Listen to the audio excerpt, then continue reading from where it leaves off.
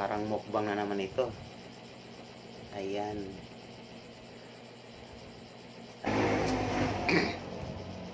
Ito ang next guys, oh.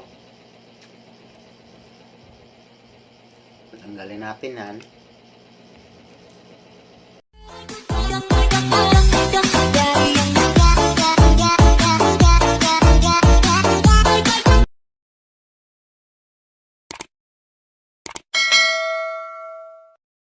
Hi guys, good morning. Welcome back to my YouTube channel, LMP TV Vlog. So andito tayo ngayon sa palengke guys. Medyo maaga tayo dahil mamimili tayo ng gagawa tayo ng tosino. Morning te. Wakay karne? Pila ka yung kilo ani sir? 100. Hindi ko ito nga rice ani. Kanang dago-dago ha.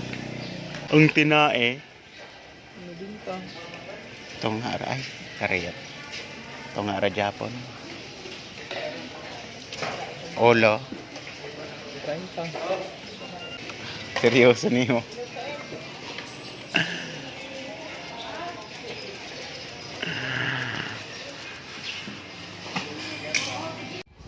So guys, andito na tayo sa bahay. Tapos nalinisan na rin natin itong binili natin na gawing tosino. So kailangan natin to silang paghiwa-hiwalay. Ito ang ulo. Kailangan mo to siyang linisan, tanggalin ng mga maliliit na balahibo. Tsaka ito naman din yung tinatawag natin na Adidas. Actually Adidas yan. Paa sa manok. Okay? Ayan guys. Tapos ito naman yung mga bitoka. Ito yung bitoka niya.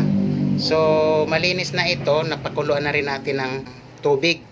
So ang gagawin na lang natin, himay-himayin yung mga ulo at saka yung may lilinisan kasi dito. And then saka mo siya i-marinate. Okay na yung mga nilinisan natin. Ito yung sa mga bitoka ng manok. Malinis na po yan. And then pangalawa, ito yung mga head, malinis na rin. Okay. And then ito naman yung mga paa, tinatawag Adidas. Okay. So ito yung tinatanggal natin guys para makita nyo. Yan. Yan ang tinatanggal natin sa mga taba-taba, sa bitoka, tapos yung mga pisngi dito sa head. Ayan guys. So, hindi lahat ng tao ay kumakain ng ganito. Pero ito ang pinakamasarap na pangpulutan sa mga nagiinuman. Next guys, ang gagawin natin is mag-mix. Gagawa ako ng pang-marinate dito. Alright? Ngayon, dahil naka-ready na yung ginagawa natin, magbabalat naman tayo ng bawang, luya, sibuyas. Hiwa-hiwain natin itong maliit na kulay green. Sa Bisaya yan ay atsal.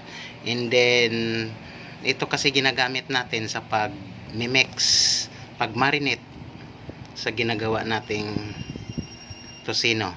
And then yan, lagyan din natin ng black bell pepper, then suka, tuyo, at saka mayroon pa tayong tosino marinating. So depende na yan sa inyo guys kung paano nyo pasarapan lalo. So ibuhos na natin ang ginawa ko mga dinidikdik na luya, bawang, sibuyas, tsaka green chili guys. Okay, so kakamayan lang natin, malinis naman tayo. Ayan. Ibudbud nyo muna dyan. Yan ang unahin. Bawat kilid. Bago natin lagyan ng tosino mix. Alright. So, depende na lang sa inyo guys kung paano kayo gumawa ng ganito. Ginagawa ko kaya mabinta yung paninda ko. Okay, so next is maglagay tayo ng tosino. Dahil timplado na rin ito. Ayan. Madurog-durog na lang yan mamaya guys kung maglagay na tayo ng sauce. Alright. And next is lagyan natin ng black pepper. Alright. Dahil mas timplado din ito guys. Baka kayo hindi kayo naglalagay ganito. I-try nyo. Super sarap ito. Black pepper. Okay. So kaunti lang. Yan. Parang super sarap. And then next is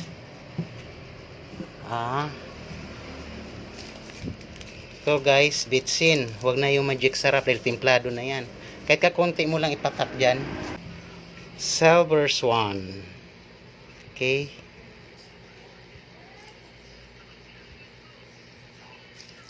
Silver Swan.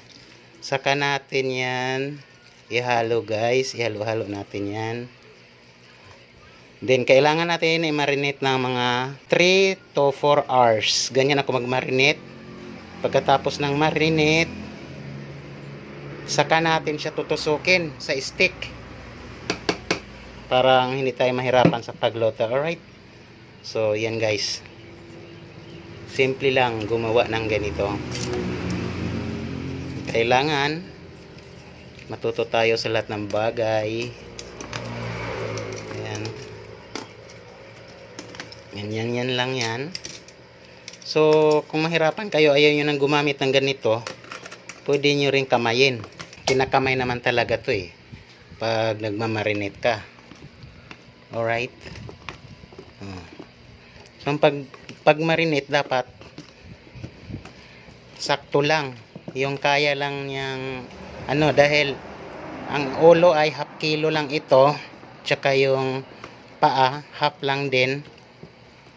Ito namang mga bitoka niya. Wow, super bango. Sarap. Hindi pa nga guys, naluto. Masarap na Okay. So, lagay muna natin sa ref. Itong tutupugin natin at lulutuin. Okay, sample tayo. So, ito yung sa ulo guys. Tinutuhog yan guys. Okay.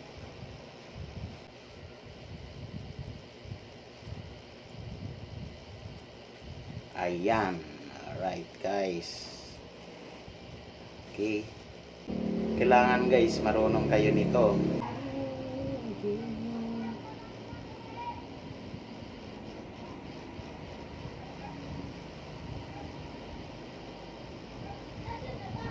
Bakit gumawa ako ng ganito? Dahil nung last vlog ko doon sa street foods, gusto kong gayahin yung ginagawa nila. Ayan. Ayan guys. Okay. Alright. Tuhog din tayo ng dalawang klase na Adidas or paa sa manok. Okay. Ayan. So dahan-dahanin lang ba tusok ang natin. Palad pala, palad. Okay.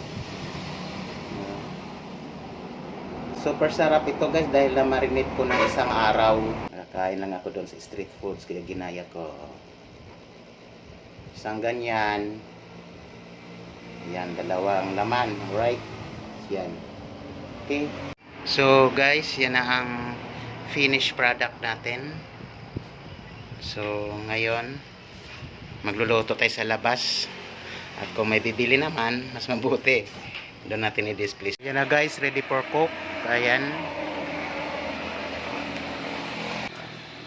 So, mamaya, may kakain.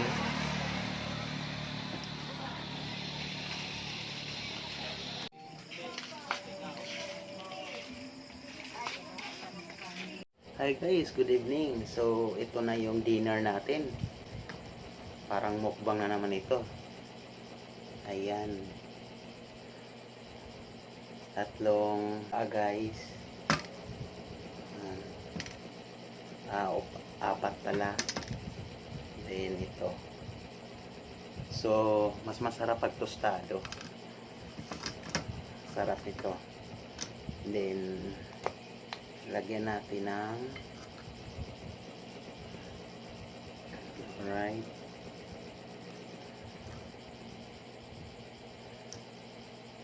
Kaunting ketchup guys. Tapos yung ano, yung sauce na ginawa ko rin.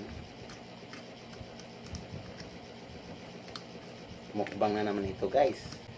So medyo gabi na, 10 PM in the evening. So kain-kain muna tayo. Ito yung sauce niya. May mga mini-mix din ako dito. Kailangan i-mix mo lang ng ganon. Patak-patak. Alright. Grabe. So masarap guys pag nagkakamay tayo. Then yung rice ko is hindi siya rice, mais siya, yung tinatawag na PGang, yung tig 47 ang kilo guys. Yan, mais ito ang mas masarap, no sugar, unlike sa rice talaga. So magkamay na tayo.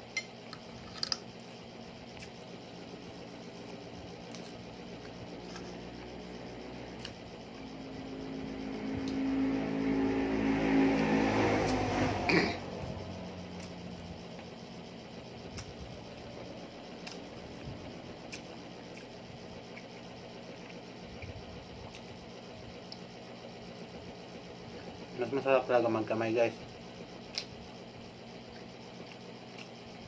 Tostado oh. Toasted.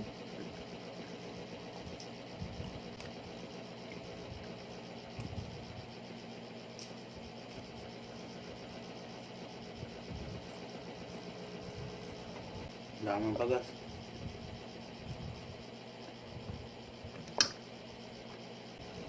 Pangatlo.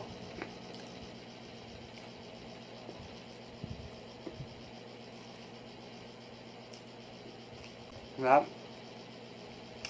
Sarap guys. Ito guys masarap.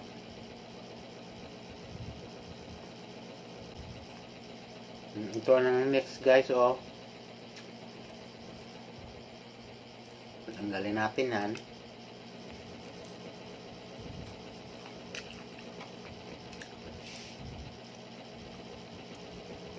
Sarap. Super lambot yung ano. Next, pangalawa guys,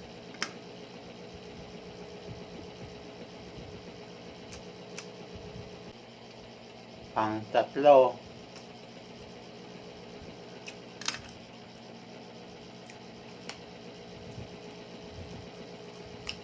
pag kumain kayo nito dapat tostado, malaman oh.